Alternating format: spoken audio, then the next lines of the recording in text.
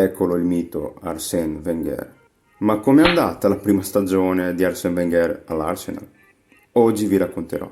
Il tecnico francese è arrivato con qualche scetticismo, ma con il tempo ha conquistato tutti. Ha decisamente cambiato non solo la storia dell'Arsenal, ma di tutto il calcio inglese. Il francese ha trascorso 22 stagioni incredibili davanti ai Gunners, vincendo 17 titoli, inclusi 3 scudetti, 3 bellissime Premier League, una delle quali da imbattuto, con il mitico Thierry Henry e non solo. Arsène è quello che ha guidato per più tempo una squadra nella storia della Premier League, con 828 partite, battendo Alex Ferguson con 810. Lo scozzese è stato 33 anni alla guida del Manchester United, tuttavia dal 1986, anno del suo arrivo, fino al 1992 il campionato inglese non si chiamava ancora Premier. Arsène Wenger non era uno sconosciuto, aveva già una certa fama, dopo aver allenato il Monaco alla fine degli anni 80. Lì ha vinto il campionato nazionale nel 1987-88 e la Coppa di Francia nel 1990-91, oltre a scoprire giocatori importanti come Georges Weah e Lilian Thuram. Dopo quel periodo al Monaco, l'allenatore ha deciso di avventurarsi in Giappone con il Nagoya Grampus, vincendo anche la Coppa dell'Imperatore nel 95 e ottenendo il secondo posto nel campionato giapponese.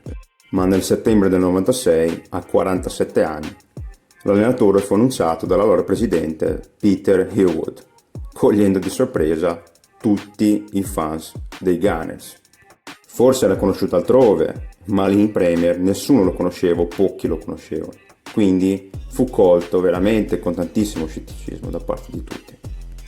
Con la squadra aveva alcune stelle, come il capocannoniere e idolo Ian Wright, ma con l'arrivo anche di Beckham e di altri è diventata una squadra molto forte con il passare del tempo.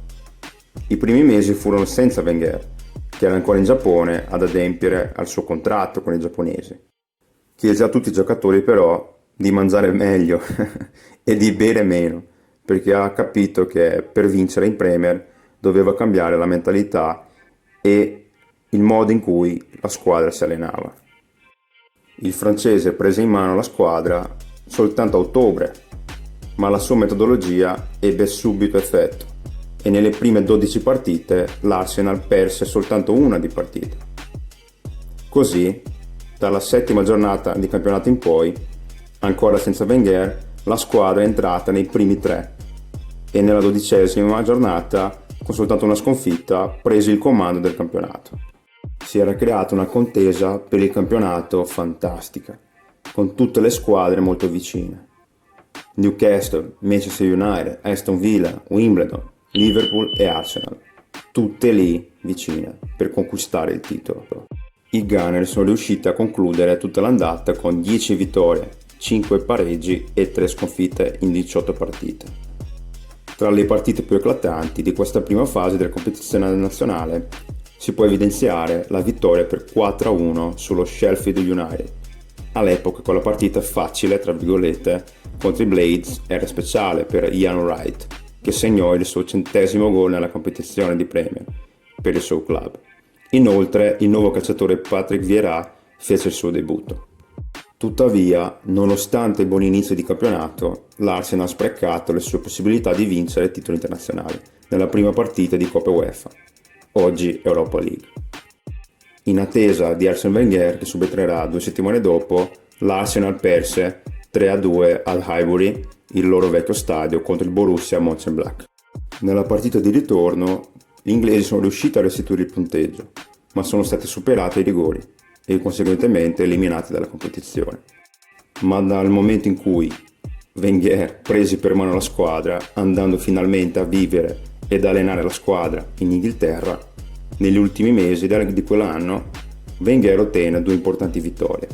Ha sconfitto il Tottenham dopo 3 anni in un emozionante 3-1 con 2 gol ai supplementari e la vittoria con un uomo in meno per 2-1 contro il Newcastle. Ma in mezzo a queste 2 partite che sono rimaste nella storia del club, il francese ha visto il Liverpool superare clamorosamente la sua squadra in Coppa di Lega. La sconfitta per 4-2 ha eliminato i Gunners al quarto turno del torneo. Ha dato inizio ad una serie di scarsi risultati. Infatti ci sono stati 3 pareggi e una sconfitta contro il modesto Nottingham Forest, che lottava per non retrocedere in B. Alla fine della stagione Wenger aveva il pieno controllo della squadra, che giocava a comando, con meccanismi solidi. In FA Cup però, dopo aver superato il Sunderland, hanno salutato la competizione quando sono stati sorpresi in casa da Leeds, che è passato sorprendentemente alla quarta fase, con un 1-0. Con tutto ciò ai Gunners era rimasta soltanto la Premier League. Tuttavia, dopo i risultati imprevisti in partite decisive, la squadra londinese ha lasciato la disputa. La sconfitta casalinga contro il Liverpool alla 32esima di campionato e il pareggio 1-1 con il Blackburn Rovers e Coventry City hanno complicato il cammino della squadra. Nell'ultimo turno la squadra supera il Derby County fuori casa per 3-1, ma ormai era troppo tardi.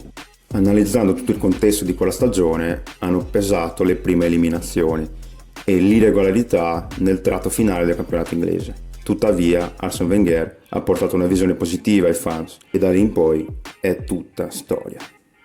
Ma voi, cosa ne pensate di Arsene Wenger? Mi raccomando, lasciaci un commento qui sotto e iscriviti al canale per altri video come questo. Un abbraccio a tutti, ciao!